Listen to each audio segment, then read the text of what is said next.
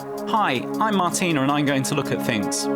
This is the M42 North near Junction 10, and it's closed. It was closed for 2 consecutive Christmas holidays, this time from Christmas Eve to New Year's Day. Don't hover a drone in the fast lane of a live motorway. Despite being a busy section, carrying around 80,000 vehicles per day between Birmingham and the North East, the timing meant congestion on surrounding routes was minimised. A new bridge is being built for HS2, the new high-speed rail line linking London to Birmingham at first and then onwards north.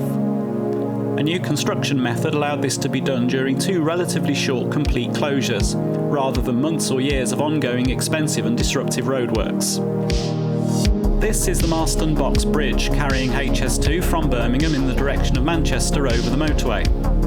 It was completely constructed next to the road during the year, and then slid into place whole over Christmas. According to HS2, this was the longest such box slide ever completed worldwide. It went so well that the road reopened a day earlier than planned, before I could get to the new bridge.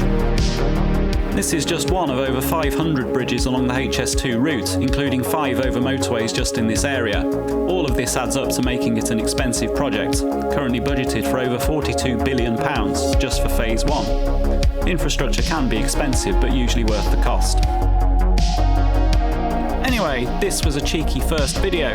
Thank you for watching.